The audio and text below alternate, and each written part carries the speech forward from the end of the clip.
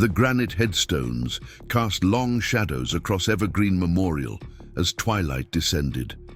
Thaddeus Mercer stood motionless before his mother's grave, the bouquet of white lilies hanging limply from his hand. This monthly pilgrimage was the only time the tech mogul permitted himself to feel anything beyond the calculated precision that had built Mercer Quantum into a trillion-dollar empire. 56 years old, with more wealth than most small nations, yet emptier than the coffin's 6 feet below, his mother had been cremated despite the headstone, another battle Thaddeus had lost to her final wishes. Before we jump back in, tell us where you're tuning in from, and if this story touches you, make sure you're subscribed, because tomorrow I've saved something extra special for you. A hollow wind whispered through the cypress trees as Thaddeus checked his Patek Philippe. 7 minutes remained in his allotted grieving time before his driver would appear on the curved path, right on schedule. Mercer Quantum's shareholders meeting tomorrow would unveil the neural interface that would revolutionize human connection. Ironic, considering Thaddeus couldn't remember the last time he'd experienced genuine human connection himself. The faint melody drifted to him on the evening air first. 5 clear, high voices singing what sounded like a folk song in a language he couldn't quite place. Slavic, perhaps, or Baltic. Thaddeus turned, irritated by the disruption of his solitude. They materialized from between the mausoleums like apparitions. 5 small boys in threadbare coats, too thin for November's bite, their breaths forming identical clouds in the cold air. But it wasn't their inappropriate volume or presence that froze Thaddeus mid-step. It was their faces, 5 identical faces, 5 pairs of eyes, the exact shade of amber that had stared back at him from his mirror every morning for 5 decades. His mother's eyes, the Mercer eyes. Impossible. The smallest boy, though they appeared exactly the same size, nudged his brother and pointed. Soon, 5 sets of those amber eyes were trained on Thaddeus with curious intensity. They stopped singing and whispered among themselves, never breaking their gaze. "Sir, we're reaching time." His security chief's voice crackled through the small earpiece he wore. Thaddeus ignored it. One of the boys stepped forward, clutching what appeared to be a photograph in his small, red-chapped hand. The child couldn't be more than 8 years old. His face was dirt-smudged, but held an unmistakable determination as he approached the billionaire. "Are you the man from the picture?" the boy asked, his English perfect but touched with an accent Thaddeus couldn't place. Before Thaddeus could respond, his security detail materialized from the growing shadows. 3 suited men with earpieces and barely concealed weapons beneath tailored jackets. "Mr. Mercer, we need to maintain schedule," the lead guard said firmly, positioning himself between Thaddeus and the children. "Wait!" Thaddeus commanded, his voice regaining its customary authority. "What picture? Let me see." The security chief hesitated, then stepped aside with obvious reluctance. The child extended the photograph with a steady hand. Thaddeus took it, and the world around him seemed to dim. The photograph was creased and worn, clearly handled countless times. But the image remained clear enough. A much younger Thaddeus stood smiling beside a woman with flowing copper hair, Elowen Kask, the Estonian violinist he'd fallen for during his European expansion 15 years ago. The whirlwind affair that ended when she disappeared without explanation after his proposal, leaving nothing but a cryptic note. "Some gifts aren't meant for those who deny their possibility." His throat constricted as realization dawned. 5 boys, identical quintuplets, exactly the right age, with his mother's eyes. The security chief's hand closed around his arm. "Sir, we need to go, now." "What are your names?"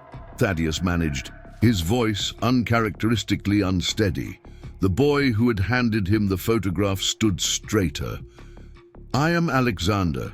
These are my brothers, Nikolai Casimir, Dominic, and Raymond. We are the Kask brothers. Where is your mother? Thaddeus asked even as his security began to usher him away. She is gone, Alexander said simply, those amber eyes, his eyes, holding a depth of sorrow no child should possess. That's why we came to find you.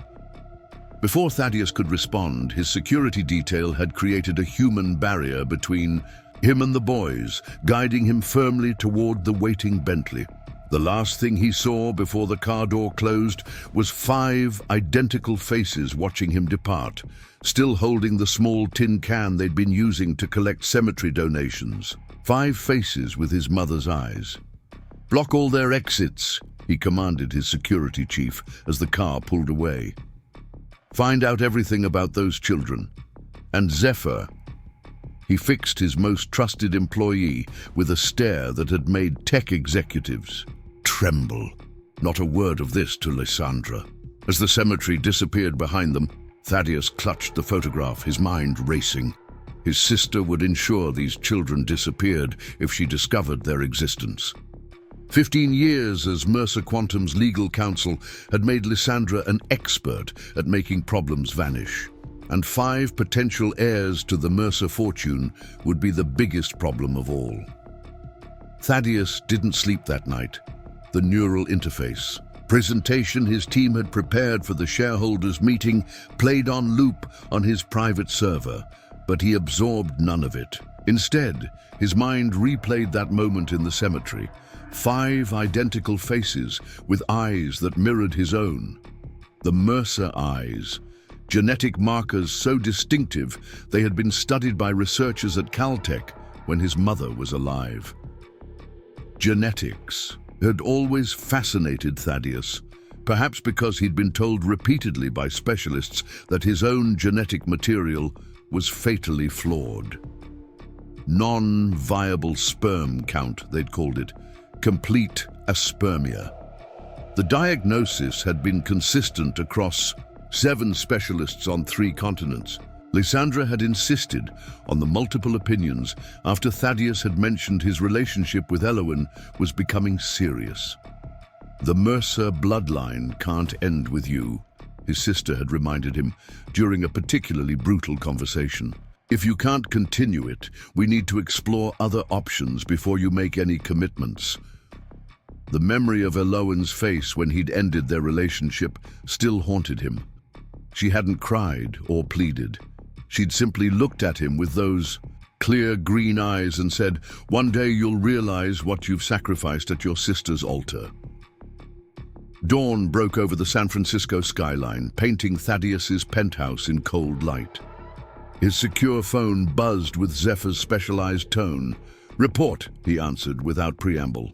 "Sir, the situation is complex," his security chief began. "The children were taken to Haven House Children's Shelter after they were found living in an abandoned church 3 weeks ago. They arrived in the country with an elderly woman who suffered a stroke shortly after arrival. She's in long-term care at Mercy General, non-responsive. And Elowen Kask?" A pause. "Deceased, sir. 14 months ago. Cancer." Something cold and heavy settled in Thaddeus's chest. The children's documents. They have Estonian passports, listing Elowen Kask as mother. Father unknown. DNA tests were run as part of immigration protocol since they're unaccompanied minors. Results are sealed in the system, but my contact indicates there was a flag for potential paternal match in national database. Thaddeus's mind raced. His DNA was indeed in national databases. Not from any criminal record, but from the extensive genome sequencing he'd undergone as part of Mercer Quantum's longevity research division. "Sir," Zephyr continued, "there's more. The shelter director reported the boys have been asking cemetery visitors for information about the man in the picture for weeks. They specifically target that cemetery because my mother is buried there," Thaddeus finished. "They were looking for me." "It appears so. Where are they now?" "Still at Haven House, but there's a complication. Your sister placed a call to family services this morning. Thaddeus's grip tightened on the phone. Preparing and narrating this story took us a lot of time, so if you are enjoying it, subscribe to our channel. It means a lot to us. Now back to the story. How? Unknown, sir. But she's scheduled to meet with the director at noon regarding potential placement for 5 special case children. Of course. Lysandra had always maintained surveillance on him. For his protection, she claimed. She must have been alerted the moment he deviated from his schedule at the cemetery. I'll be at Haven House in 30 minutes, Thaddeus said. Sir, the shareholders reschedule. Family emergency. The words felt foreign on his tongue. Family. He hadn't considered anyone family since his mother's death 7 years ago. Certainly not Lysandra, who was more business partner than sister, bound by bloodline but little else. Thaddeus ended the call and moved to his closet, bypassing the tailored suits that were his uniform. Instead, he selected dark jeans and a cashmere sweater, clothes that might appear less intimidating to children. As he dressed, his gaze fell on the photograph he'd placed on his nightstand. Elowen's smile beamed back at him, genuine and full of life. Beside her, his own smile looked unpracticed, almost surprised, as if he couldn't quite believe his good fortune.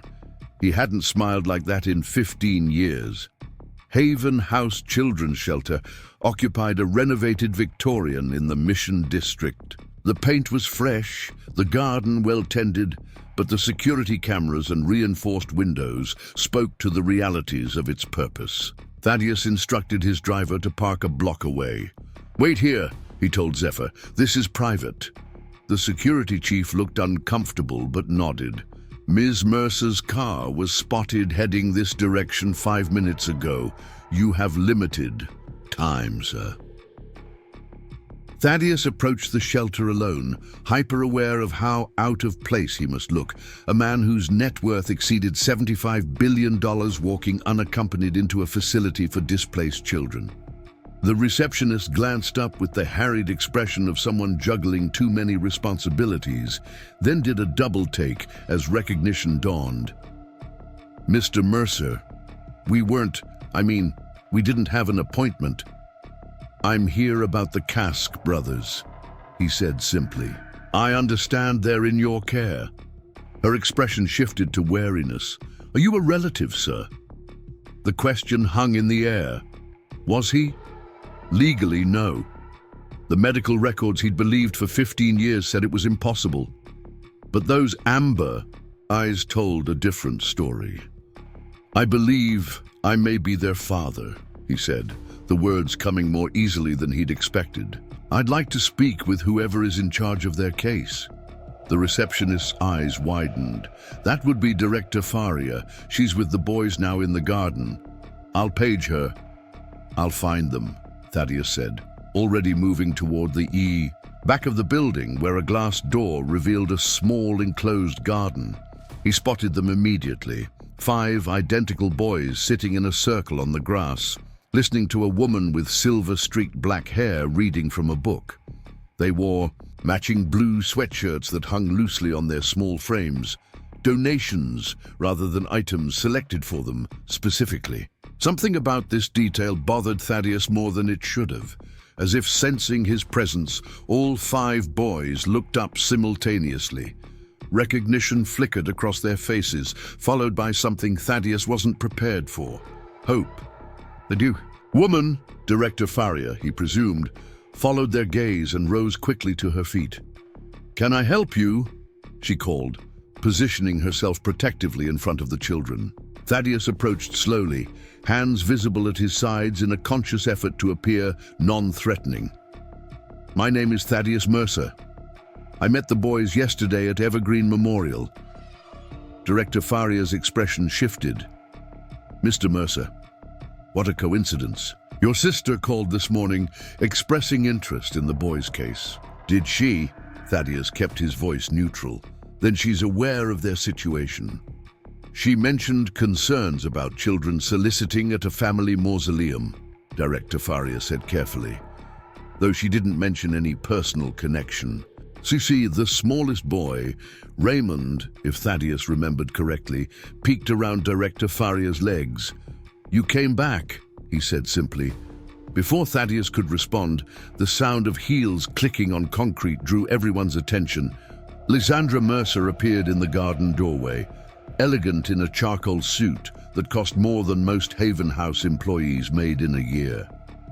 "Thaddeus," she said, surprise momentarily disrupting her composure. "What are you doing here?" "The shareholders' meeting has been rescheduled," he finished. "I had a more pressing family matter to attend to."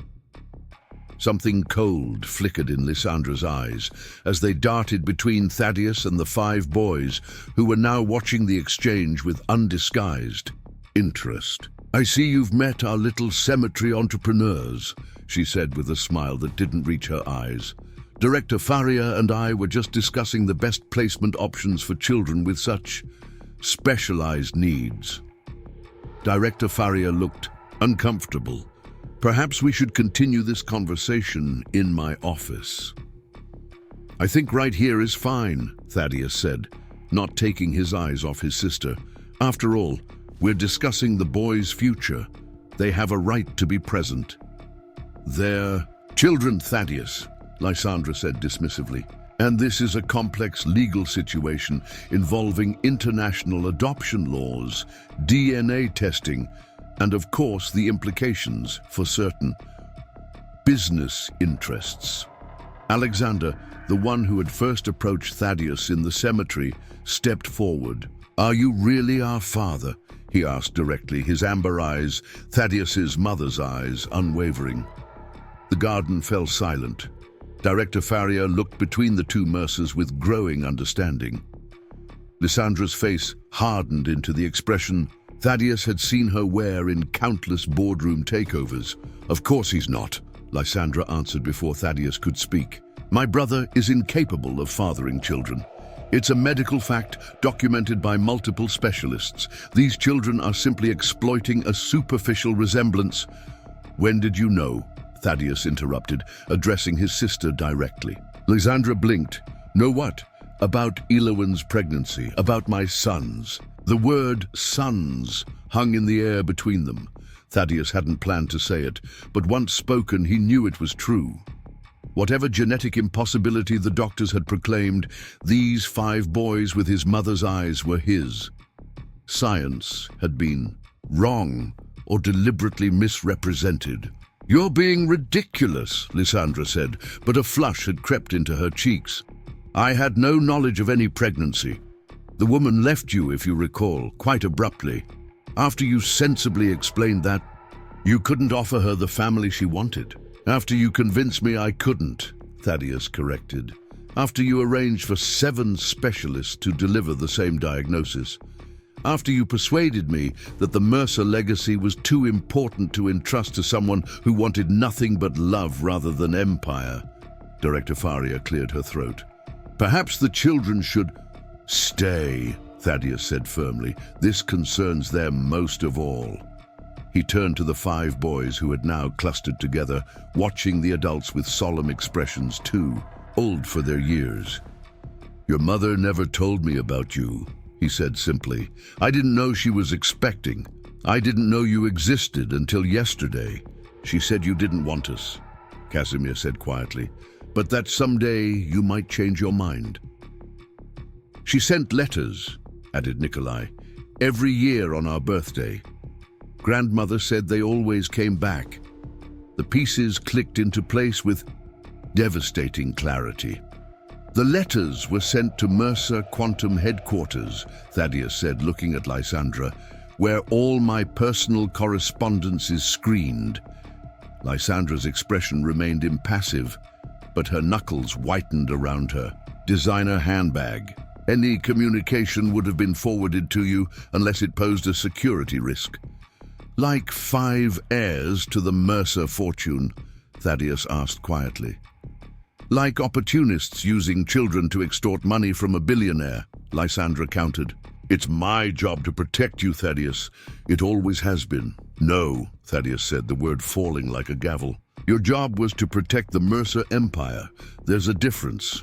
He turned back to the boys. I didn't receive your mother's letters. I didn't know she was expecting you. I didn't know you existed. But now that I do, I want to know you. All of you, if you'll let me. Dominic, who hadn't spoken yet, looked at him skeptically. Why should we believe you?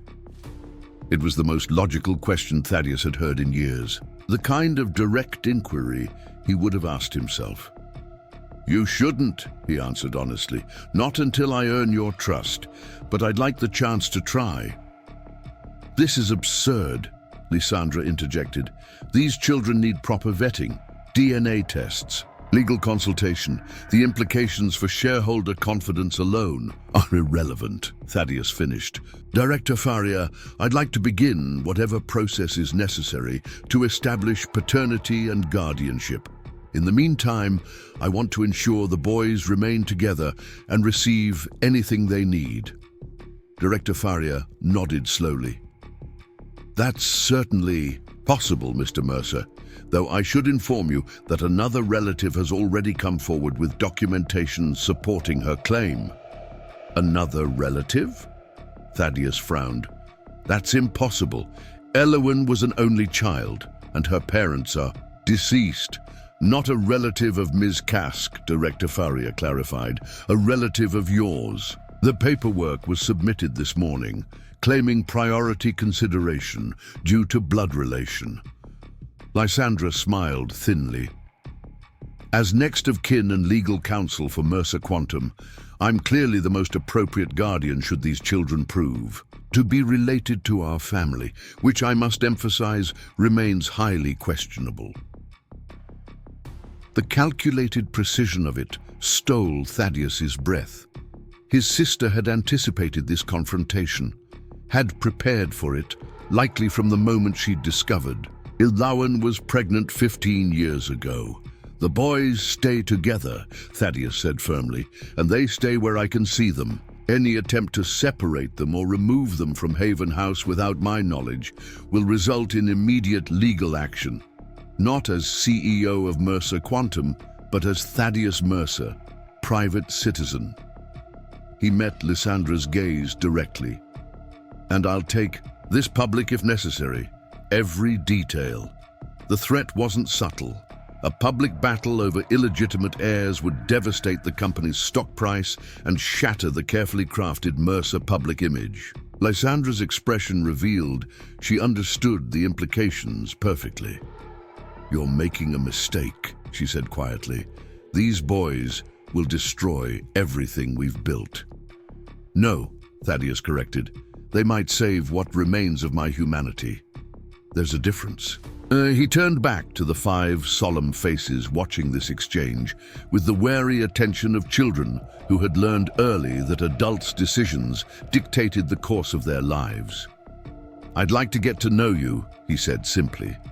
If you're willing, perhaps we could start with lunch. 5 identical gazes assessed him with varying degrees of hope and suspicion. Finally, Alexander spoke for them all. Our mother said we should always give people a chance to do the right thing, he said, even when it's difficult for them. It was as close to acceptance as Thaddeus could hope for. He nodded, something tight in his chest loosening slightly. Thank you, he said simply. I'll try not to waste this opportunity. As they prepared to leave the garden, Raymond, the smallest and quietest of the brothers, unexpectedly took Thaddeus's hand. His small fingers felt breakable in Thaddeus's. Palm trust offered provisionally and at great personal risk. Mother kept your picture by her bed, the boy said softly. Even when she was very sick, she said you gave her 5 miracles you didn't believe in. The words struck Thaddeus with the force of absolution and accusation combined. 5 miracles he didn't believe in. 5 sons he'd never known. 5 chances to become someone different than the man who had chosen empire over love. Behind them, Lysandra remained in the garden, her expression unreadable as she watched her brother leave with 5 children who threatened everything she had worked to protect. Her hand moved to her phone, then stopped. For the first time in decades, Lysandra Mercer hesitated before implementing a contingency plan. Perhaps because she recognized something in her brother's face she hadn't seen since their mother died. Purpose, unrelated to acquisition or expansion. Purpose, tied to something as ancient and simple as bloodline and belonging. The Mercer Empire might falter under the weight of this revelation, but Thaddeus Mercer, the brother she had protected and controlled in equal measure for decades, seemed suddenly stronger than she had ever seen him. The cafe Thaddeus selected was a small family establishment 3 blocks from Haven House. Director Faria accompanied them, maintaining her professional responsibility while giving them as much privacy as possible at a corner table. The boys, ordered with the careful consideration of children accustomed to limiting their requests. Each chose the same item, simple pasta with butter and cheese, until Thaddeus gently encouraged them to select what they truly wanted. "We always get the same thing," Casimir explained. "It's easier for people when we match." "And cheaper," added Nikolai practically. "You don't need to match for my convenience," Thaddeus said, "or limit yourselves based on cost." The boys exchanged glances, that silent communication flowing between them again. Then, one by one, they changed their orders. Dominic requested a hamburger. Alexander chose soup and grilled cheese. Nikolai selected a chef's salad. Casimir opted for chicken fingers. Only Raymond kept his original choice, explaining softly that he actually preferred simple pasta. As they ate, Thaddeus learned their story in pieces. Their mother had raised them in Tallinn, supporting them. Through her work as a music teacher and occasional performer, she'd never married. When cancer came 3 years ago, she'd fought it as fiercely as she'd fought to give her sons a good life. The treatments had drained her modest savings. After her death, their grandmother had used the last of their resources to bring them to America. "She said we needed to find you before her time came," Alexander explained. "She had your picture and knew you lived in San Francisco. We found your mother's grave in the newspaper archives at the library." "Clever," Thaddeus said, genuinely impressed by their resourcefulness. "Mother said we got that from you," Dominic said. "She said you were the smartest person she ever met, but sometimes smart people miss simple truths." The observation, so artless yet profound, struck Thaddeus deeply. What simple truths had he missed while building his empire of complex technologies? What else had he sacrificed at the altar of legacy and achievement? As lunch concluded, Director Faria discreetly informed Thaddeus that expedited DNA testing could be arranged through the family court system. Results would take 3 to 5 business days. Until then, the boys would remain at Haven House under protective custody. "I'd like to visit them daily," Thaddeus said, "and ensure they have everything they need." "Of course, Mr. Mercer," Director Faria replied, "though I should mention that your sister has already arranged for a court hearing tomorrow regarding temporary custody. She's quite efficient." Lysandra's efficiency had always been her most valuable business asset. Now it represented the greatest threat to the fragile connection Thaddeus was forming with his sons. "I'll be there," he assured her, "with my own legal representation." As they prepared to return to Haven House, Thaddeus knelt to eye level with the 5 boys. "I have to go now, but I'll come back tomorrow, I promise." "People make promises all the time," Dominic said skeptically. "Yes, they do," Thaddeus acknowledged, "but I'm not people. He paused, the word father still feeling foreign on his tongue. "I'm someone who wants very much to know you better." Raymond, still the most openly trusting, spoke up. "Mother said you would need time to believe in miracles. She wasn't angry at you. She just said some people need proof and others need faith." "Oh, your mother was very wise," Thaddeus said, his voice roughening. "Will you fight for us?" Alexander asked suddenly, the directness of the question reflecting a child who had learned to assess adult commitment quickly. "Yes," Thaddeus said simply, "with everything I have." The answer seemed to satisfy them, at least provisionally. As Director Faria led them back toward Haven House, they turned to wave, 5 identical hands raised in synchrony, 5 faces, bearing his mother's eyes, watching to see if he truly meant what he'd said. Thaddeus returned to his penthouse to find Zephyr waiting with a comprehensive file on Elowen Kask's final years. The security chief had assembled her medical records, financial statements, and correspondence with remarkable efficiency. The picture they painted was heartbreaking. A single mother fighting cancer while raising 5 exceptional boys, draining every resource to extend her time with them. Most damning were copies of the letters she had sent to Mercer Quantum headquarters, 17. In total, each addressed to Thaddeus, each marked "Return to Sender" in what appeared to be Lysandra's distinctive handwriting. The earliest, dated just weeks after Elowen left San Francisco, contained the first ultrasound of the quintuplets and a simple message: "Some miracles defy medical explanation. These 5 are ours, whether you believe it or not." The last letter, sent just weeks before her death, included a recent photograph of the boys and a final note: "They have your mind and my heart. Someday they may need both. I forgive you for doubting, Thaddeus. I hope someday you'll forgive yourself." Thaddeus set down the file, a coldness settling in his chest that had nothing to do with the San Francisco fog now enveloping his penthouse. For 15 years, his sister had systematically ensured he remained ignorant of his son's existence. She had intercepted communications, falsified medical reports, and constructed an elaborate fiction that had cost him irreplaceable time with Elowen and their children. His secure phone buzzed with an incoming message. The DNA results were being expedited through a private lab. Zephyr had leveraged connections to bypass standard protocols. Results would be available by morning, in time for the custody hearing. As he prepared for the legal battle ahead, Thaddeus found himself standing before the floor-to-ceiling windows of his penthouse, the city lights blurred by fog. For decades, he had viewed San Francisco as simply the backdrop for Mercer Quantum's headquarters, a strategic location for recruiting top talent and accessing venture capital.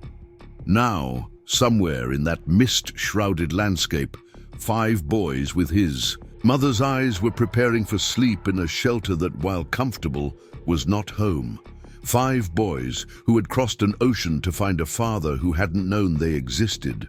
5 boys whose arrival had shattered the carefully controlled narrative of his life. 5 miracles he hadn't believed in. The realization that had started as a fracture in his worldview now completed its devastating work, cleaving his life into before and after with the clean finality of a lightning strike.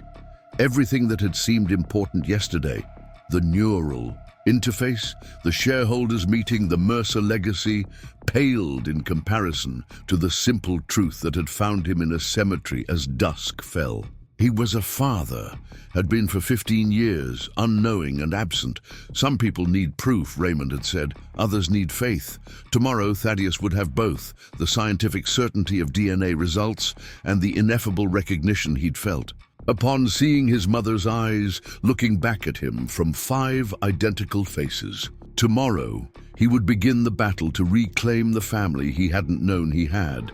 And Lysandra would discover that while she might understand the corporate titan she'd helped create, she knew nothing of the father awakening within him. Morning. Light streaked across the bay as Thaddeus stood in his private office suite, adjusting his tie with meticulous precision. Not the usual titanium Mercer Quantum pin, but a modest wooden one. A gift from his mother on his 16th birthday. A reminder of simpler times before empire building consumed his existence. His reflection showed a man transformed overnight, purpose having chiseled away the practiced indifference he'd cultivated for decades. The DNA results had arrived at dawn. 99.9998% paternity confirmation for all 5 boys, scientific validation of what his heart had recognized instantly in the cemetery. They were his sons, flesh and blood that should have been impossible according to the medical assessments Lysandra had orchestrated. His phone lit up with a text from his newly hired family attorney, Imara Nasir, confirming she would meet him at the courthouse. Thaddeus had selected her specifically for her reputation as a fierce advocate for children's rights rather than corporate interests. She knew nothing of Mercer Quantum protocols or shareholder concerns. Her only directive was to ensure the quintuplets remained together under his protection. "The car is ready, sir," Zephyr announced from the doorway. "And I've arranged for additional security at the courthouse." The press has somehow caught wind of the hearing. Of course they had. Lysandra's final contingency plan: if she couldn't control the narrative privately, she would shape it publicly. The billionaire's secret quintuplets would make headlines. Regardless of outcome, better to position it as a potential fraud investigation than a family reunion in her calculation. "Any updates on the grandmother's condition?" Thaddeus asked, gathering the documentation Imara had requested. "Still non-responsive. The hospital has granted you visitation rights based on the DNA results, but her prognosis remains poor. Massive stroke, minimal brain activity." Another loss the boys faced, the last remaining connection to their mother slipping away while they navigated an unfamiliar country and unexpected father. The injustice of it tightened Thaddeus's jaw. And Lysandra arrived at the courthouse 30 minutes ago with the firm's entire legal department. 6 attorneys, 2 paralegals, and a child psychology expert. An overwhelming show of force, typical Lysandra strategy. Outmatch, outmaneuver, overwhelm. It had served them well in corporate takeovers. But this wasn't business. This was blood. "There's one more thing, sir," Zephyr said, hesitation evident in his usually confident tone. "We've traced the falsified medical records. Dr. Whitmore, your fertility specialist from 15 years ago, has agreed to provide testimony regarding how the original results were altered." "At Lysandra's request?" "Not directly. The records indicate substantial donations to his research. Foundation authorized by Mercer Quantum's legal department immediately following your diagnosis. And again after Ms. Kask's departure. The confirmation of his sister's betrayal should have ignited fury. Instead, Thaddeus felt a strange calm descend. The clarity that comes when suspicion crystallizes into certainty. For 15 years, he had allowed Lysandra to shape his personal life as thoroughly as their business strategy, trusting her judgment above his own instincts. That ended today. "Send a car for Dr. Whitmore," he instructed. "Ensure he arrives before the hearing concludes."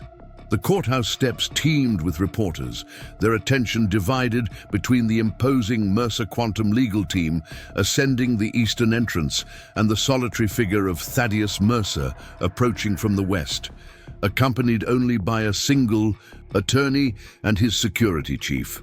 Flashbulbs erupted as recognized faces emerged from tinted vehicles. Thaddeus ignored the shouted questions, his focus narrowed to the task ahead. Inside, the relative quiet of the family court corridor provided temporary reprieve. Director Faria waited beside a bench where 5 identical boys sat in pressed khaki pants and blue button-down shirts, new clothes that still bore the creases of recent purchase. "They insisted on dressing formally," she explained as Thaddeus approached. "They said they wanted to look respectful for the judge." The formality of their attire contrasted sharply with the unmistakable anxiety in their postures. shoulders tight, hands clasped in their laps, eyes tracking every adult movement with wary precision. They had dressed for judgment, prepared to present their best selves for evaluation. The realization twisted something in Thaddeus's chest. "Good morning," he said, crouching to their eye level rather than looming over them. "Thank you for coming." It was an absurd formality.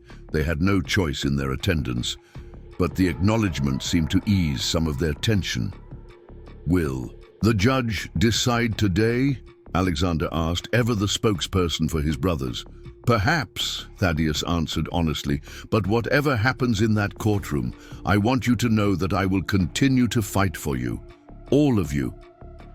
Dominic, the most skeptical of the five, studied him with narrowed eyes. "Miss Lysandra said you would say that. She visited us this morning." Thaddeus maintained his composure while internally recalibrating. Of course, Lysandra had made a preemptive move.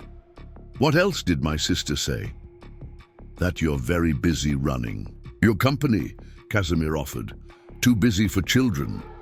That we would be better with her because she has experience with family matters," added Nikolai. "That you only want us because we're Mercers, not because we're us," finished Dominic. Each statement delivered with the artless precision of children, repeating adult perspectives. Thaddeus felt Imara tense beside him, recognizing the calculated manipulation for what it was, poisoning the well before the hearing began. "She also brought us these," Raymond said quietly, revealing a small velvet box containing 5 identical watches, scaled-down versions of the Patek Philippe Thaddeus himself wore. She said all Mercers have them. The watches were exquisite, custom-crafted and undoubtedly worth more than most people earned in months. A gilded cage in miniature, designed to entice children with limited resources. Lysandra had always understood that possession was 9/10 of control. Before Thaddeus could respond, the courtroom doors opened. Lysandra emerged, immaculate in a conservative navy suit that projected authority and traditionalism in equal measure.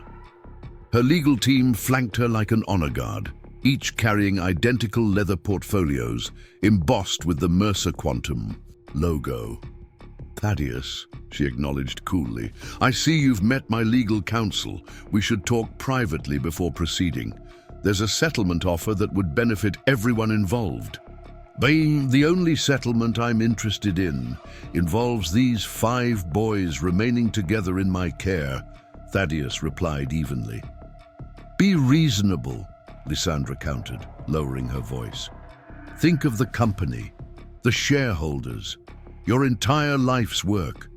These children deserve stability, yes, but disrupting the corporate structure that would ultimately benefit them is short-sighted at best." "Your concern for their welfare is touching," Thaddeus said, the politeness of his tone belying the steel. "Beneath, particularly given your 15-year campaign to ensure I never knew they existed." Lysandra's expression hardened imperceptibly. "We'll address those unfounded accusations in chambers. For now, I suggest you consider my offer." She handed him a sealed envelope. Full financial support through adulthood, the finest education, trust funds activated at 25. Everything they could need without the complication of disrupting your life or the company's operations. Everything except family, everything except belonging, everything except the truth. "No," Thaddeus said simply, returning the unopened envelope.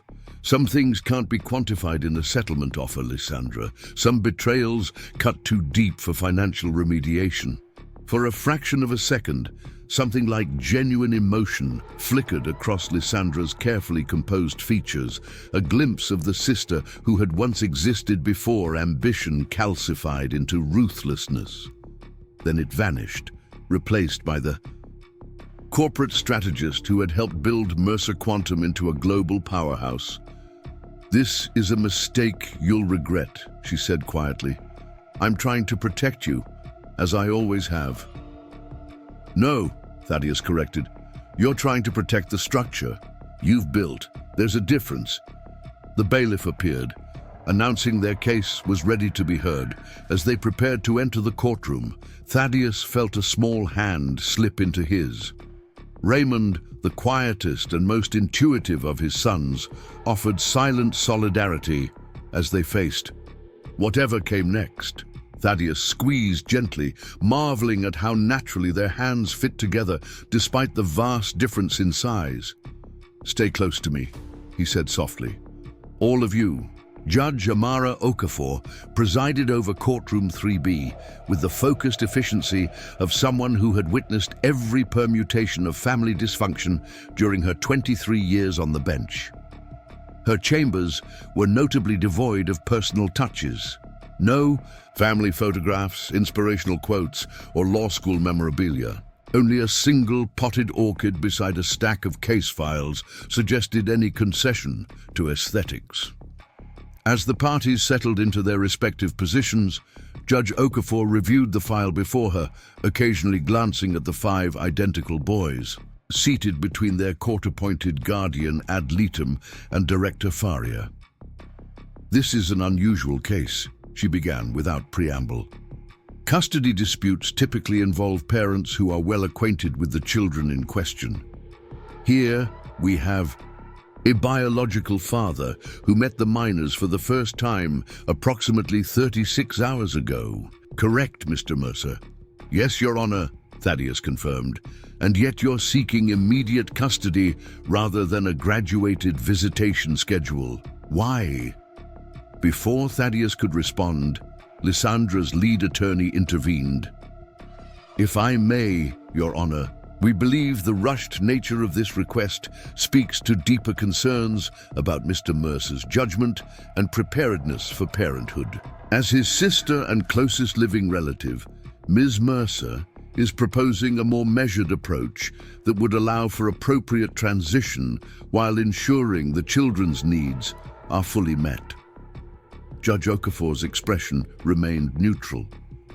"I'll hear from both parties. Ms. Mercer, as the current petitioner, you may present first." What followed was a masterclass in persuasive argumentation. Lysandra's legal team presented a comprehensive case for her temporary guardianship, her stable residence, her experience managing family affairs after their parents' deaths, her thorough understanding of the Mercer legacy and responsibilities. They introduced affidavits from business associates attesting to Thaddeus's workaholic tendencies and limited personal relationships. They raised concerns about his ability to provide appropriate care for 5 children with specialized needs, given his demanding professional obligations. Throughout the presentation, Lysandra herself remained poised and articulate, projecting competence and genuine concern for her newly discovered nephews. Only someone who knew her intimately would recognize the calculated precision behind each sympathetic glance toward the quintuplets, each regretful reference to her brother's demanding schedule. When Thaddeus's attorney Imara Nasir rose to present their case, the contrast in approach was immediately apparent. Where Lysandra's team had offered polished corporate efficiency, Imara brought fierce advocacy untainted by boardroom politics. "Your Honor, this case is not about who can provide the most resources or who has the most experience with the Mercer family dynamics," she began. "It is about reuniting 5 children with the father they crossed an ocean to find, a father who was deliberately kept ignorant of their existence through systematic deception, orchestrated by the very person now seeking to control their futures." Imara presented the falsified medical records, the intercepted letters, and the financial trail linking Lysandra to both. She introduced affidavits from Haven House staff describing the boys' explicit desire to locate their father based on their mother's dying wish. Most damaging, she presented the DNA results confirming paternity alongside the record of Lysandra's early morning visit to the quintuplets, a clear attempt to influence their testimony before the hearing. Throughout the presentation, Thaddeus observed his sister's composure gradually fracture, the slight tightening around her eyes, the tension in her shoulders, subtle tells he recognized from decades of business negotiations. Lysandra hadn't anticipated the thoroughness of his counter-investigation or his willingness to expose family matters so publicly. "Finally, Your Honor," Imara concluded, "I would like to introduce a witness who can speak directly to the systematic deception that separated these children from their father for 15 years. Dr. Gregory Whitmore entered the courtroom looking significantly less composed than the legal professionals surrounding him. As he took the witness stand, his gaze darted between Thaddeus and Lysandra before settling somewhere on the far wall. "Dr. Whitmore," Imara began after the preliminary identification questions, "could you explain to the court your professional relationship with Thaddeus Mercer?" "I was his fertility specialist 15 years ago," the doctor replied, his voice steadier than his demeanor. "Mr. Mercer consulted me regarding his reproductive capabilities after beginning a serious relationship." "And what diagnosis did you provide him?" Dr. Whitmore swallowed visibly. "I informed him that he had complete aspermia, essentially that he was sterile and incapable of fathering children. Was that diagnosis accurate based on your medical findings?" A pause. "No. The actual test results showed severely reduced motility and count, but not complete aspermia. Natural conception would have been highly unlikely, but not impossible, especially given that multiple births run in the Mercer maternal line, which can sometimes correlate with unusual fertility patterns. Why did you provide an inaccurate diagnosis, Doctor?" Dr. Whitmore's gaze finally shifted to Lysandra, whose expression remained impassive despite the damning testimony. "I was approached by Ms. Mercer after the initial consultation. She expressed concern that her brother's relationship was moving too quickly and that the uncertainty of maybe would be crueler than the finality of never. She suggested that a clearer diagnosis would allow him to make definitive life choices. Did Miss Mercer offer any incentive for this clarification?" "The Mercer Foundation made a substantial donation to my research facility shortly after our conversation, and again after Mr. Mercer's relationship ended." The implication hung in the air, requiring no further elaboration. Judge Okafor's expression darkened as she made notes in the case file. "No further questions," Imara concluded, returning to her seat beside Thaddeus.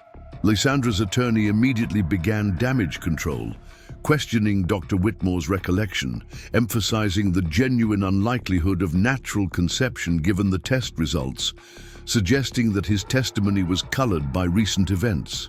But the damage was done. Medical ethics had been compromised for financial gain, and the consequence was 15 years of separation between father and sons. As the hearing progressed, Judge Okafor invited input from the court-appointed guardian, ad litem assigned to represent the quintuplets' interests. Her assessment was measured but clear. The boys had expressed a consistent desire to know their father, had shown remarkable resilience through multiple transitions, and would benefit from remaining together in a stable environment during this adjustment period. However, she added, "I must note that Mr. Mercer's ability to provide appropriate care for 5 8-year-old boys with his current professional obligations remains a legitimate concern. These children need more than financial security. They need time, attention, and emotional availability." Thaddeus listened intently, recognizing the validity of this assessment. Before his attorney could respond, he rose to address the court. Directly, "Your Honor, may I speak?" Judge Okafor studied him momentarily, then nodded. "Briefly, Mr. Mercer." Thaddeus moved to stand before the bench, conscious of 10 amber eyes following his movement, 5 identical gazes that mirrored his mother's with unsettling precision. "Your Honor, 36 hours ago, my understanding of family was limited to corporate inheritance and bloodline continuity. I believed myself incapable of fatherhood and had structured my life accordingly. Then I met 5 extraordinary boys who crossed an ocean to find me based on their mother's dying wish. He paused, formulating his thoughts with the same care he would give a product launch or acquisition strategy. I can't claim experience as a parent. I can't promise I won't make mistakes. But I can promise to reorganize every priority in my life to ensure these boys receive what they deserve, not just material comfort, but presence, attention, love, the things their mother gave them that I was prevented from providing. Thaddeus turned slightly to face Lysandra, acknowledging her presence in his statement. For 15 years, others made decisions about my family without my knowledge or consent. I'm asking the court to allow me to reclaim that right and responsibility. Now, not because these boys are Mercers, but because they are my sons. Not because they represent legacy, but because they deserve to know their father. The father who would have been there from the beginning had he known they existed. When he finished speaking, the courtroom remained silent. Even Lysandra's attorneys seemed momentarily subdued, perhaps recognizing that their carefully constructed narrative had been disrupted by something raw and authentic that couldn't be countered with legal technicalities. Judge Okafor studied Thaddeus with the penetrating gaze that had earned her reputation for discerning truth beneath polished presentations. Mr. Mercer, assuming I grant your request for custody, what specific changes to your current lifestyle are you prepared to make to accommodate the needs of 5 children? The question was pointed but fair. Thaddeus had anticipated it during his sleepless night of preparation. Effective immediately, I am stepping down as CEO of Mercer Quantum. I will maintain my position on the board, but will transition operational control to our current COO, who has been effectively running day-to-day operations during my recent product development focus. A small gasp escaped Lysandra, the first genuine reaction she had revealed during the proceedings. The value of Mercer Quantum was inextricably linked to Thaddeus's leadership in the public perception. His departure would trigger immediate stock fluctuations and investor concerns. It was precisely the outcome she had been maneuvering to prevent. I've purchased a home in Sausalito, Thaddeus continued, a place where 5 boys can have space to grow and develop individual identities, outside the spotlight of the Mercer name. I've engaged educational consultants to determine appropriate schooling options, and I've begun interviews for household staff experienced with multiple births. The specificity of these preparations seemed to impress the judge, though her expression remained carefully neutral. Most importantly, Thaddeus concluded, I'm committed to learning how to be the father these boys deserve, not through delegation or financial provision alone, but through daily presence and involvement in their lives. Judge Okafor made additional notes before addressing the guardian ad litem. Has anyone asked the children directly where they would prefer to live while permanent arrangements are determined? The guardian nodded. Yes, Your Honor. They have consistently expressed desire to remain together above all other considerations. When asked specifically about living arrangements, they indicated preference for placement with their father rather than their aunt, despite having met both only recently. Lysandra's attorney immediately objected. Your Honor, children of this age can be easily influenced, particularly when presented with a parent they've been conditioned to idealize by their mother. Their preference should be considered alongside more objective factors regarding stability and experience. Noted, Judge Okafor replied. She turned her attention directly to the quintuplets for the first time during the proceedings. Young men, I'd like to hear from you. Who would like to speak for the group? The brothers exchanged glances, their identical features reflecting a silent communication that seemed to require no words. After a moment, Alexander stood, still, wearing the formal button-down shirt that engulfed his small frame. "We would like to stay with our father," he said simply. "Our mother wanted us to find him. We crossed the ocean to do that." "And you believe he can take care of you, all 5 of you?" Judge Okafor asked gently. Alexander considered this with a seriousness beyond his years. "He found us when we were looking for him. Now he's looking for us even though he didn't know. We existed. That seems like someone who won't stop trying." He glanced at his brothers, receiving imperceptible nods of confirmation. "We think he should have a chance." The simplicity of this assessment, equal parts hope and pragmatism, seemed to resonate with Judge Okafor more than the polished legal arguments presented by either side. "I'll take a brief recess to review all materials before rendering my decision," she announced, rising from the bench. "Court will reconvene in 30 minutes. As the judge departed, the courtroom erupted into hushed conversations. Lysandra immediately huddled with her legal team, their expressions grave as they assessed the damage from Dr. Whitmore's testimony. Thaddeus turned to his sons, who had remained remarkably composed throughout the proceeding despite its direct impact. On their futures, "Thank you," he said simply to Alexander, "for speaking on behalf of your brothers." "We take turns," the boy explained with a shrug. "Today was my day to be voice."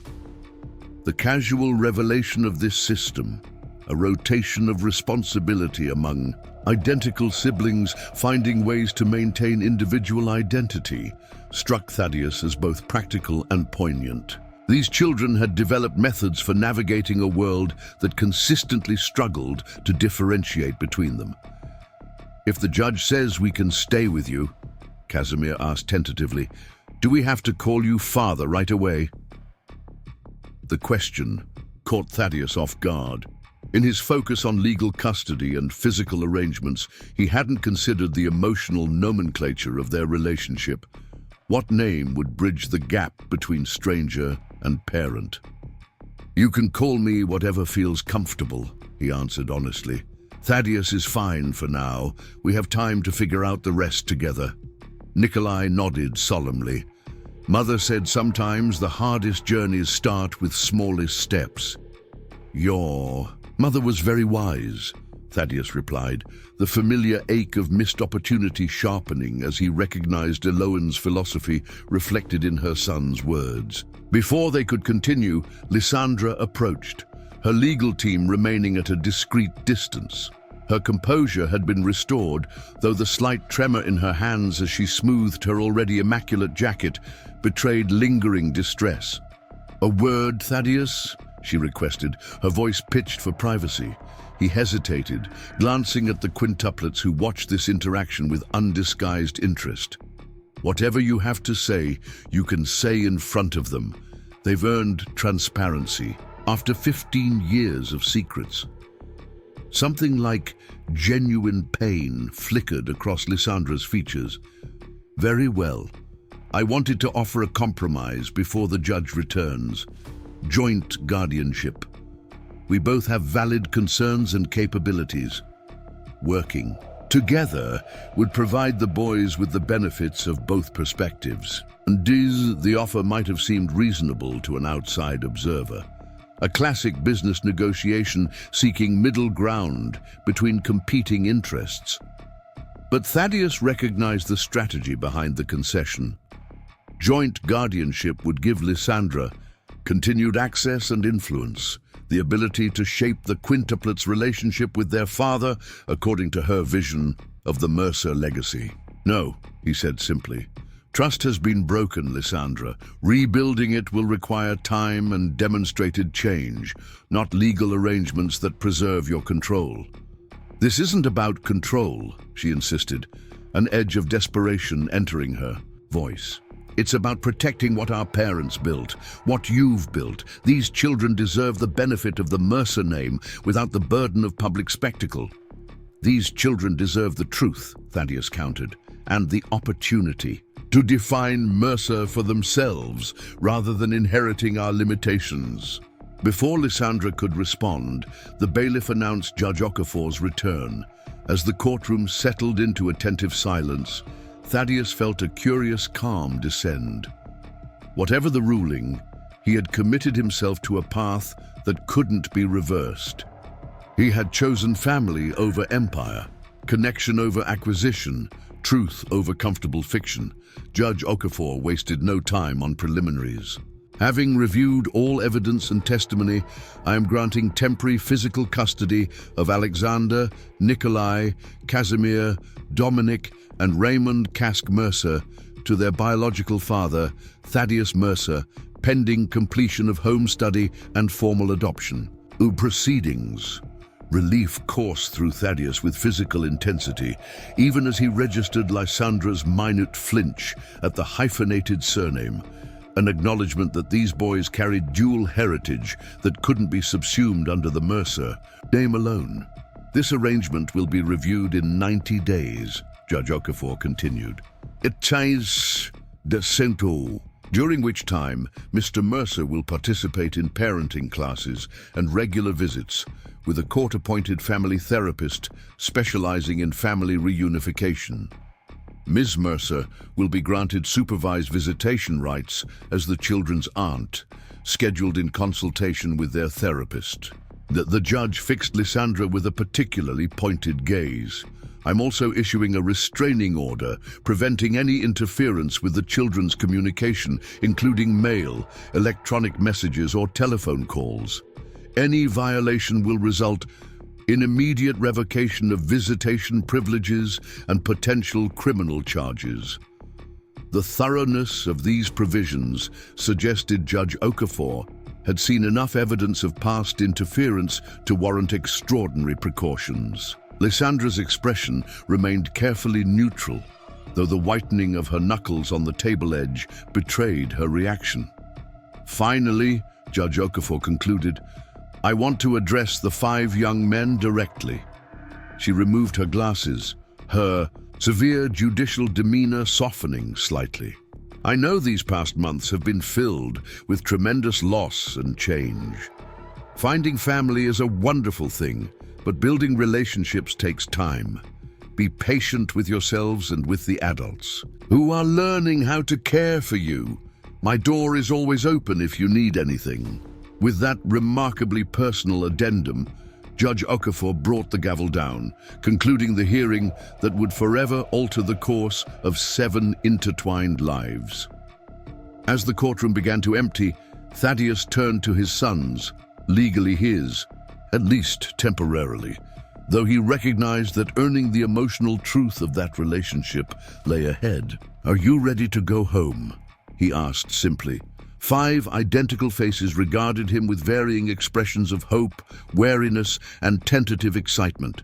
It was Raymond, still the most openly trusting, who answered for them all. We've been ready. For 15 years, he said. We just didn't know where home was until now. The profundity of this statement, from an 8-year-old who had crossed an ocean on faith and a photograph, humbled Thaddeus in ways that no business achievement ever had. These children had been searching for him their entire lives, while he had been building an empire without realizing what he had lost. As they gathered their few belongings from Haven House later that afternoon, Director Faria pulled Thaddeus aside.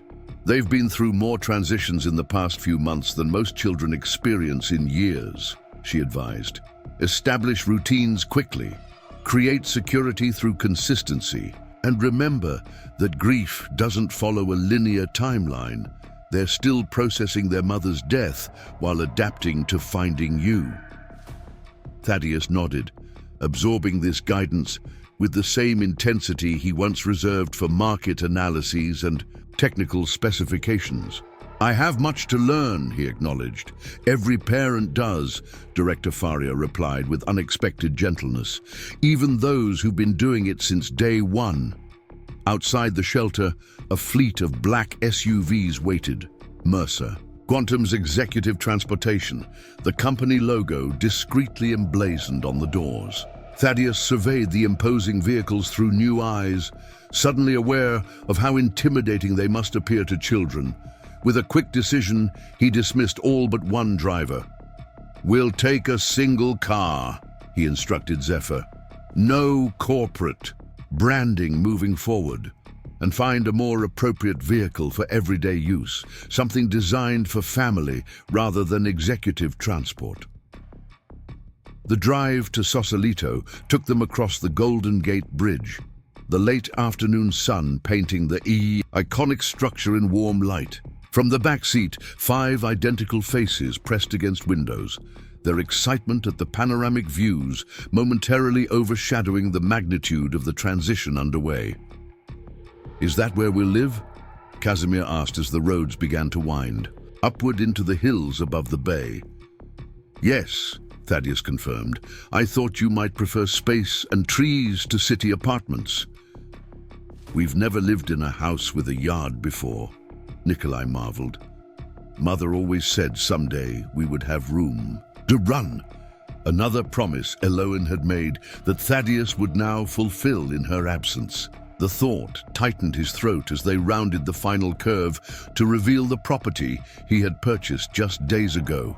A sprawling craftsman nestled among redwoods with views stretching across the bay to the city beyond. It wasn't the grandest estate in the area, not by far, but it offered something his penthouse could not: space for 5 boys to develop both as individuals and as brothers. 5 bedrooms arranged around a central common area, a library filled with books for growing minds, a yard where imagination could flourish outside the confines of urban limitations. As the car came to a stop in the circular drive, Thaddeus turned to his sons. "It's not fully furnished yet," he cautioned. "I thought you might want to help choose things for your rooms. Make them your own." The quintuplets exchanged glances, that silent communication flowing between them again. It was Dominic, still the most pragmatic and suspicious, who voiced the question, clearly weighing on all their minds. "Will you really stay here with us, or will you go back to your real home when we're settled?" The directness of the question revealed the fear beneath it, that this gesture, however grand, might be delegation rather than participation, that Thaddeus might provide without truly engaging. "This is my real home now," he answered, meeting each identical gaze in turn. "Our home. I meant what I said in court. Everything has changed." Whether they fully believed him remained uncertain, but as they exited the car to explore their new surroundings, Thaddeus recognized the remarkable leap of faith these children were taking, trusting a father they barely knew, based on a mother's conviction that he would eventually find his way. To them, 5 miracles crossing an ocean on the strength of Eloin's belief. The least he could do was prove her right. Autumn descended on Sausalito, painting the redwoods in burnished gold as morning fog rolled across the bay. Thaddeus stood on the deck of their home, 2 mugs of steaming tea in hand, as he watched 5 identical figures execute perfectly synchronized cartwheels across the lawn below. 3 months of proper nutrition and emotional security had transformed the quintuplets physically, their faces fuller, their movements more exuberant, their laughter less hesitant. "They've been practicing all week," came a voice beside him. Imogen Walsh, the family's live-in tutor, accepted the offered mug with a grateful nod. Her silver-streaked auburn hair was pulled into its customary braid as she leaned against the railing. "They want to perform at the hospital this weekend." The weekly visits to their grandmother's bedside had become sacred ritual. Though Elara Kask remained unresponsive. Neurologists had detected increased brain activity during the boys' visits, particularly when they sang the Estonian folk songs Eloin had taught them. The quintuplets insisted she could hear them, and Thaddeus had learned to trust their intuition. "Has Dr. Nayland confirmed the music therapy session?" he asked, sipping his tea. "Yes, and she's bringing the string quartet from the conservatory. The boys have been practicing their parts religiously." Imogen smiled. "Nikolai has unquestionable talent. I've rarely heard a child that age with such precise intonation." Thaddeus nodded, pride warming his chest. Each boy had revealed distinct aptitudes over the months. Alexander's natural leadership, Casimir's artistic eye, Dominic's mathematical precision, Raymond's empathic nature, and Nikolai's music, so reminiscent of Elowen that it sometimes brought physical pain along with joy. "The review hearing is tomorrow," Imogen noted carefully.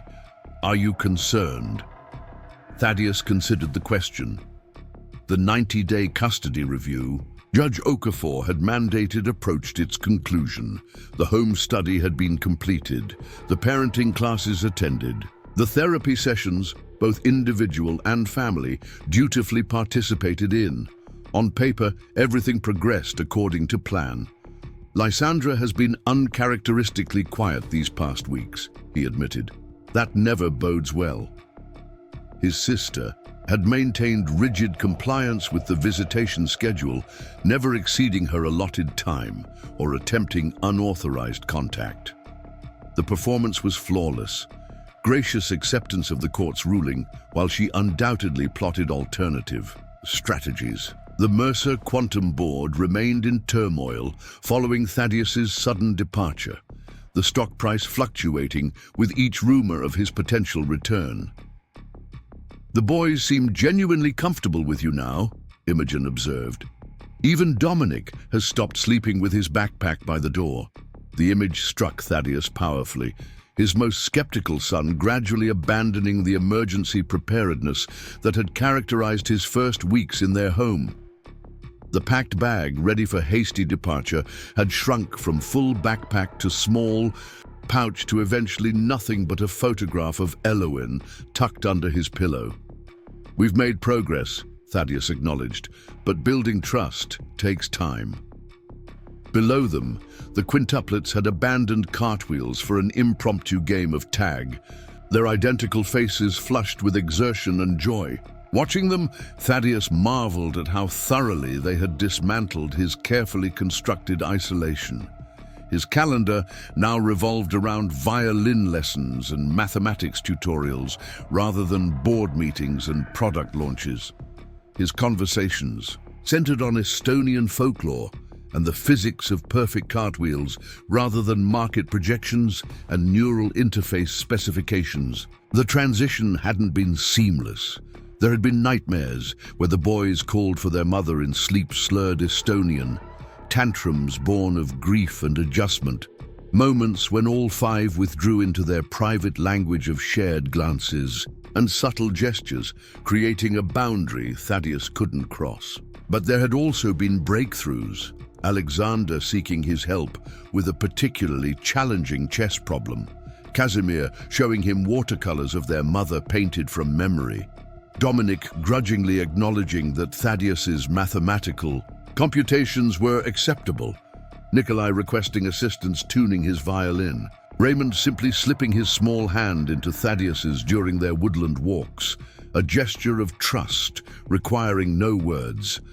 The quintuplets had taught him patience, humility, and presence in ways no business challenge ever could. They demanded authenticity with the uncompromising clarity of children who had already endured too much deception. They offered forgiveness with the generosity that Elowen had clearly cultivated in them from birth. "Sir," Zephyr's voice interrupted his reflections, the security chief appearing in the doorway with the discretion that characterized his service. "You have a visitor." "I don't recall any appointments this morning," Thaddeus replied, checking his watch. "It's Dr. Whitmore, sir. He seems distressed." An unexpected development. The fertility specialist had maintained careful distance since his testimony, responding to legal inquiries through attorneys, but avoiding direct contact. His appearance now, unscheduled and apparently agitated, signaled potential complications. "Please show him to my study," Thaddeus instructed, "and alert Ms. Nasir that we may require her counsel." Imogen nodded, understanding the implications. "I'll keep the boys occupied with their music practice." Dr. Whitmore had aged decades in the 3 months since his court appearance. "Denis, Distinguished medical researcher had been reduced to a hunched figure with trembling hands and darting eyes. He stood as Thaddeus entered the study, his posture conveying both urgency and dread. "Dr. Whitmore," Thaddeus acknowledged, maintaining formal distance. "This is unexpected." "I wouldn't have come if it wasn't essential," the doctor replied, voice barely above a whisper, despite the room's secure location. "But you need to be prepared for tomorrow's hearing." Thaddeus gestured to a chair, maintaining composure despite a sudden apprehension. "Please explain." Whitmore sank into the offered seat, exhaustion evident in every movement. "Your sister visited my office yesterday. She had documentation. Medical records I believed had been destroyed years ago." What kind of records?" "The original genetic testing from your university years, before you ever came to me for fertility assessment."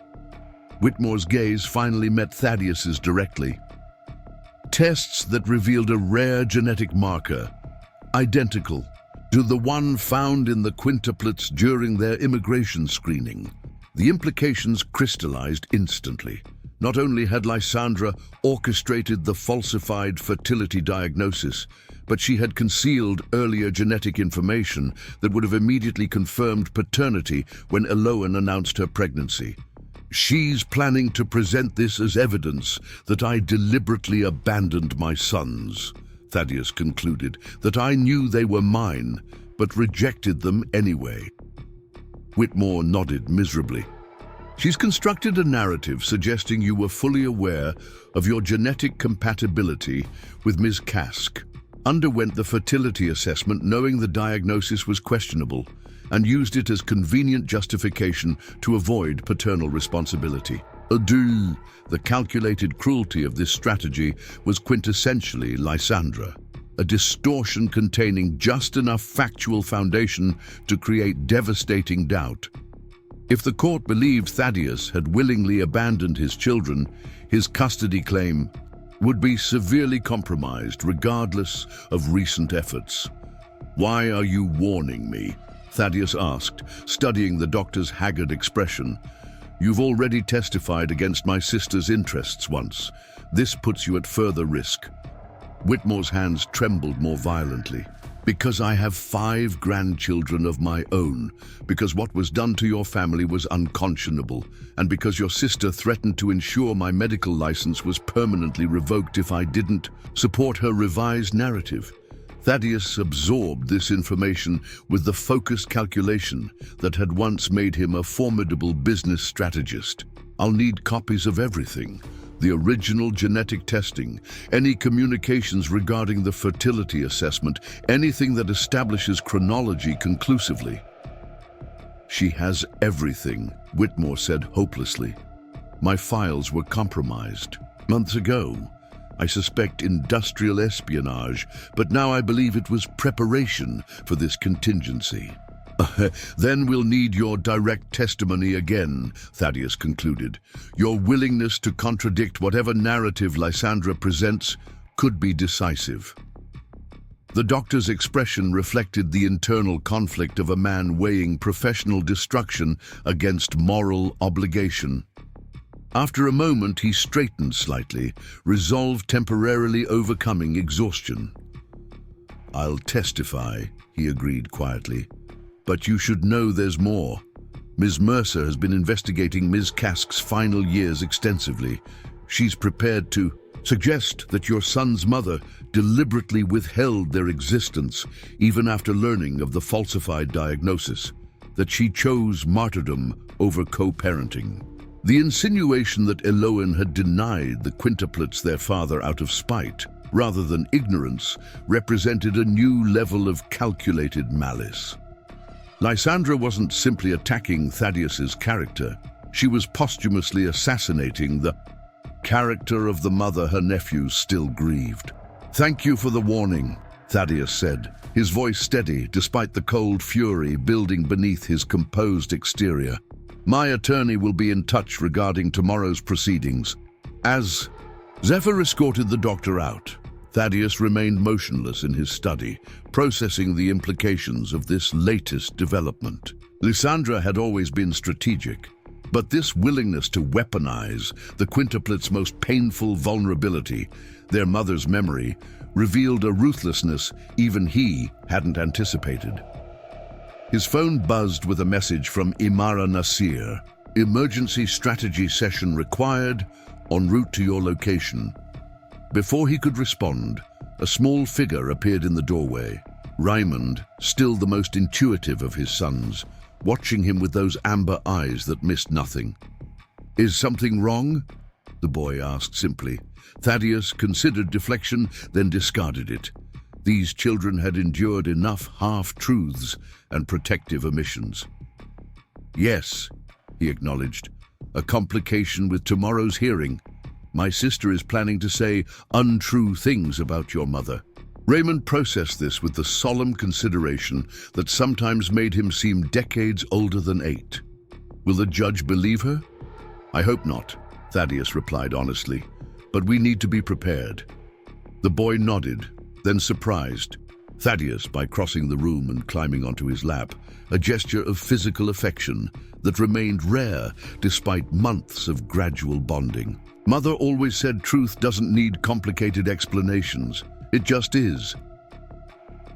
The wisdom of this observation, Elowen's philosophy delivered through her son's voice, steadied Thaddeus as he gathered Raymond closer. "Your mother was very wise. She also said you would figure things out eventually," Raymond added, nestling his head against Thaddeus's chest. "She was right about that too." The family courtroom hummed with subdued energy as Judge Okafor reviewed the substantial documentation before her. The 90-day review hearing had expanded significantly with Lysandra's introduction of new evidence, requiring immediate consideration for the children's well-being. Thaddeus sat beside Imara Nasir, his posture betraying none of the tension, coiling within him. Across the aisle, Lysandra maintained equally perfect composure. Her legal team expanded to include a renowned child psychology expert and additional corporate counsel. The quintuplets were noticeably absent, Judge Okafor having determined that this particular proceeding addressed legal matters unsuitable for children's direct participation.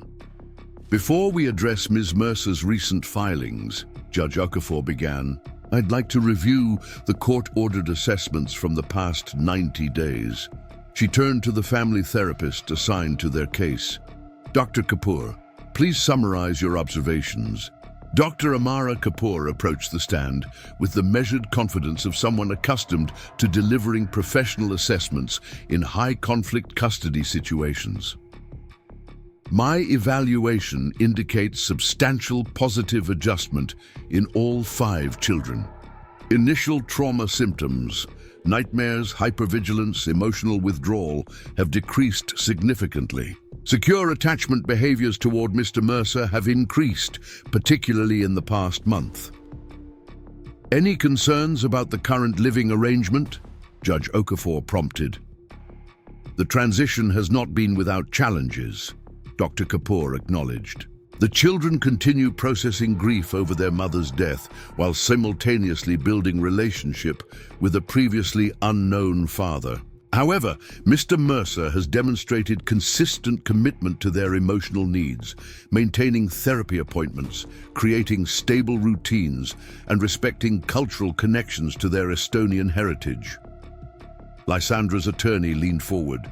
"Has Mr. Mercer expressed any intention to return to his previous professional obligations? Any indication that this lifestyle adjustment is temporary rather than permanent?"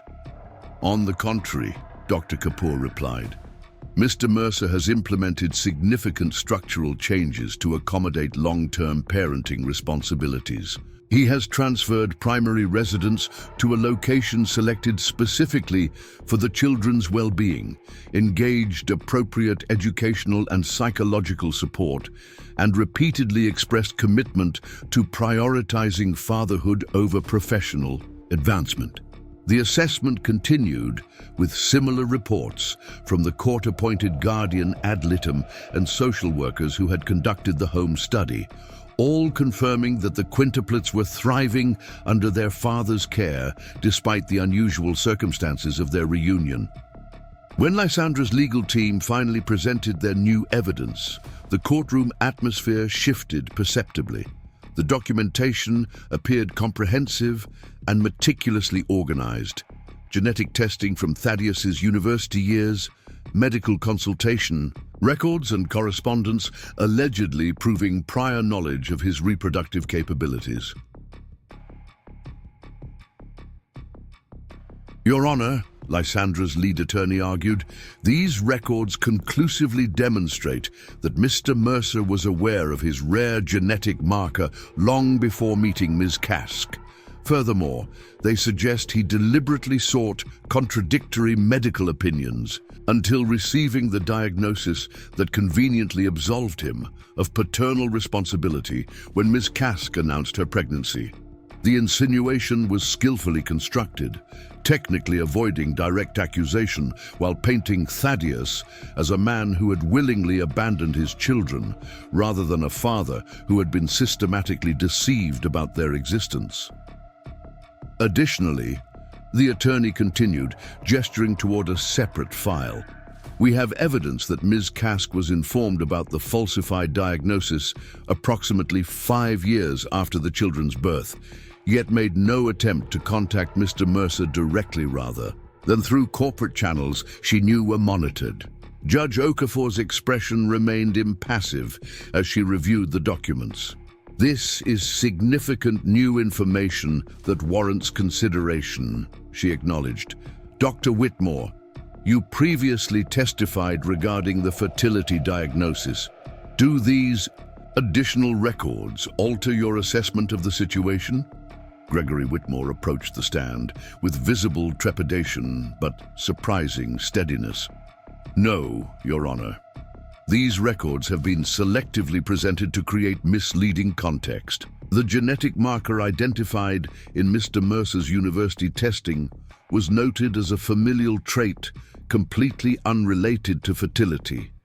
Its similarity to markers found in the quintuplets would confirm paternity but had no bearing on Mr. Mercer's understanding of his reproductive capabilities at the time of consultation. Lysandra's attorney immediately challenged this interpretation, leading to extended technical testimony regarding genetic markers and medical documentation practices. Throughout the exchange, Thaddeus maintained focused attention on Dr. Whitmore's increasingly confident rebuttals of the misleading narrative Lysandra had constructed.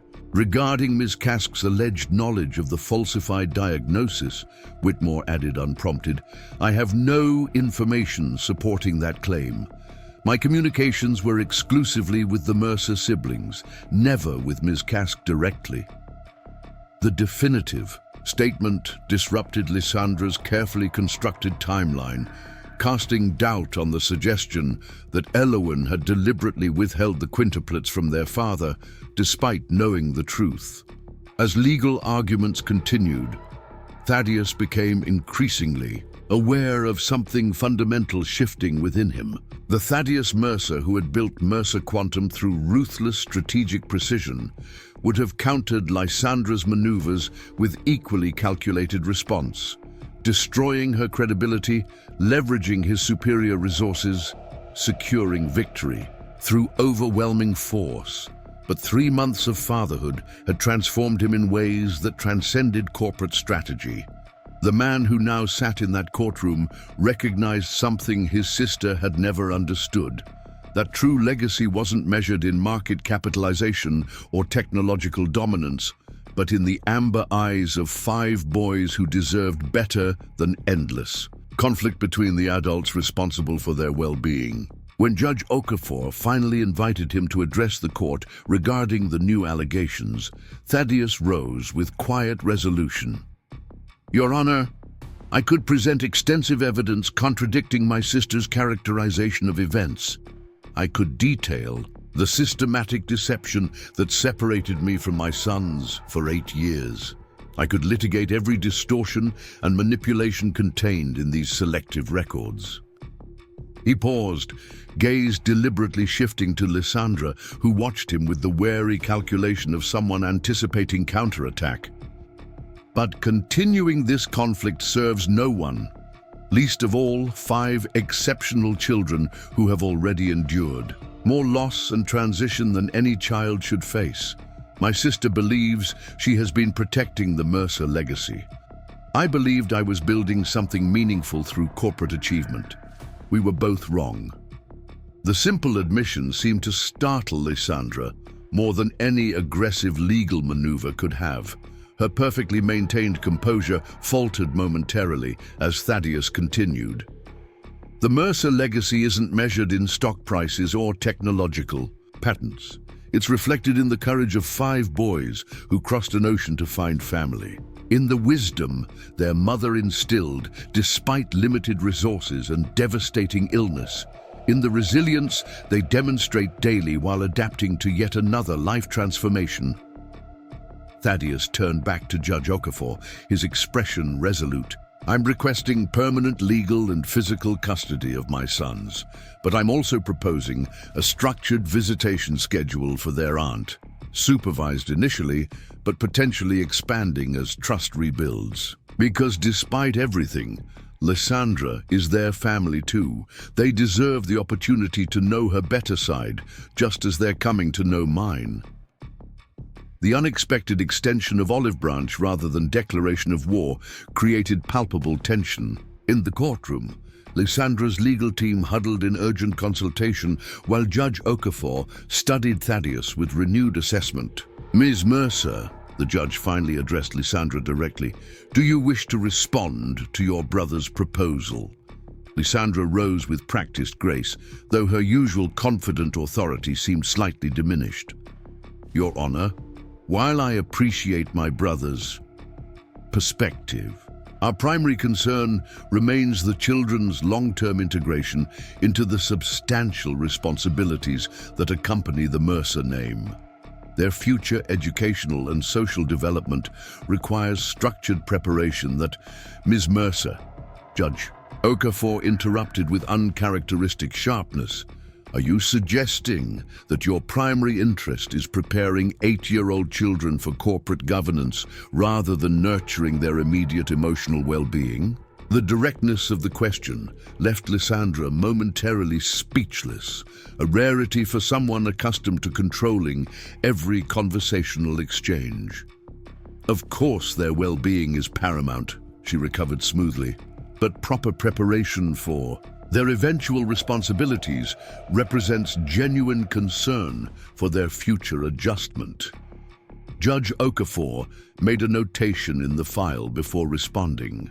Having reviewed all evidence and testimony, I find the selective presentation of medical records troubling at best and potentially fraudulent at worst. The attempt to posthumously malign Ms. Kask's character through unsupported insinuation is particularly disturbing given the children's ongoing grief process. The judicial reprimand landed with precision, Lysandra's expression tightening imperceptibly as Judge Okafor continued. I am granting permanent legal and physical custody of Alexander, Nikolai, Casimir, Dominic, and Raymond Kask Mercer to their father Thaddeus Mercer. Ms. Mercer will be granted supervised visitation once monthly for the next 6 months, after which the arrangement will be re-evaluated based on the children's comfort and adjustment. The ruling represented decisive victory for Thaddeus, yet contained the compromise he had offered, acknowledgement that Lysandra remained family despite her manipulations. As the judge concluded the hearing, he approached his sister directly, rather than celebrating with his legal team. This doesn't have to be warfare, he said quietly, beyond the hearing of departing attorneys. There's room for both of us in their lives if you're willing to see them as individuals rather than assets. Lysandra's carefully composed mask revealed hairline fractures, hints of the sister who had once existed before ambition calcified into something harder and more isolated. "You've changed," she observed, neither accepting nor rejecting his implied peace offering. "They changed me," Thaddeus acknowledged simply. "They might change you too, if you give them the chance." Before she could respond, Imara approached, with notification that the quintuplets were waiting anxiously at home for news of the hearing's outcome. With a final nod to his sister, Thaddeus departed the courthouse, leaving behind the battleground of legal maneuvering to return to the home that now defined his purpose more than any corporate headquarters ever had. The Sausalito house hummed with nervous energy as he arrived. 5 identical faces appeared simultaneously at various windows, tracking his approach with the focused attention of children whose futures hung in the balance of adult decisions. By the time he reached the front door, they had assembled in perfect formation on the entryway rug, their expressions carefully neutral despite the anxiety evident in their identical postures. "What did the judge say?" Alexander asked, assuming his role as voice when collective information was required. Thaddeus crouched to their eye level rather than looming over them, one of countless small adjustments he'd learned to make in communicating genuine respect, rather than authority. "She said you're staying with me, permanently." The neutrality shattered into 5 distinct expressions of relief and joy, unique despite their identical features. Nikolai actually jumped, his usual composure abandoned in the moment of celebration. Casimir's smile bloomed slowly like sunrise. Dominic released a breath he seemed to have been holding forever. Alexander's shoulders relaxed from their protective hunch, and Raymond, perceptive, open-hearted Raymond, launched himself directly into Thaddeus's arms. "We're staying," he whispered, the simple statement containing entire universes of meaning. "We get to stay." The others followed their brother's lead, creating a tangle of small arms and identical faces pressed against Thaddeus's chest. He gathered them close, marveling at how perfectly they fit within his embrace despite the months of separation that should have made such intimacy impossible. "Yes," he confirmed, his voice roughening with emotion rarely displayed before these. Children had dismantled his careful composure. "This is your home now, for always." Later that evening, as autumn twilight painted the redwoods in deepening shadow, Thaddeus sat on the deck, watching his sons prepare for their weekly ritual. Each Friday evening since moving to Sausalito, they had released paper lanterns into the bay. Messages to their mother carried skyward on flame and night air. The tradition had begun spontaneously, Casimir creating the first lantern from memory of Estonian celebration, his brothers quickly joining the ceremony. "Would you like to send one too?" Alexander asked, offering an unlit lantern constructed with the meticulous attention to detail that characterized everything the quintuplets created. "To thank our mother for finding us?" The invitation represented something profound, inclusion in their most private ritual of remembrance. Thaddeus accepted the delicate paper structure with appropriate solemnity. "I would be honored," he replied. "Your mother gave me 5 miracles I didn't know were possible. I have much to thank her for." As darkness deepened over San Francisco Bay, 6 lanterns rose from the garden below the house. 5 identical lights followed by a 6th, all ascending into the night sky in perfect formation. Below, 6 figures watched their journey. 5 identical boys standing beside the father they had crossed an ocean to find. From the highest window of the house, Imogen observed the scene with quiet satisfaction before turning to her unexpected visitor. Lysandra Mercer stood in uncharacteristic uncertainty, watching the family tableau below, with complicated emotion visible despite practiced composure. "They release lanterns every Friday," Imogen explained softly. "Messages to their mother." Lysandra nodded, not trusting herself to speak as she observed her brother, the ruthless corporate titan she had helped create, kneeling in garden soil to help 5 small boys with a ritual of remembrance and love. "He's different with them," she finally acknowledged, something like wonder threading through her usual analytical assessment. They needed him to be, Imogen replied simply, and perhaps he needed them just as much. Below, one of the quintuplets, Lysandra couldn't distinguish which from this distance, reached for Thaddeus's hand as the lanterns disappeared into darkness. The gesture was casual, trusting, unconscious in its certainty of acceptance. In response, her brother gathered the child closer, his protective embrace including all 5 boys as they completed their ritual.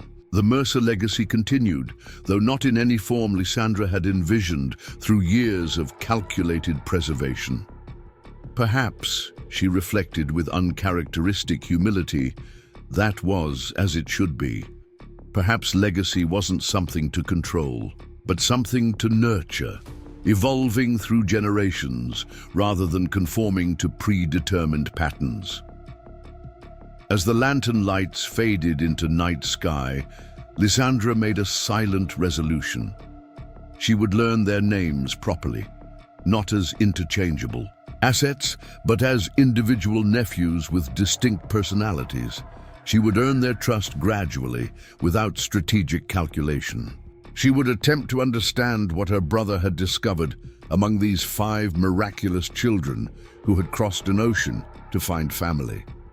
It was time to redefine what Mercer meant, not through corporate dominance, but through the simple, profound act of belonging. Up next, you've got 2 more standout stories right on your screen. If this one hit the mark, you won't want to pass these up. Just click and check them out.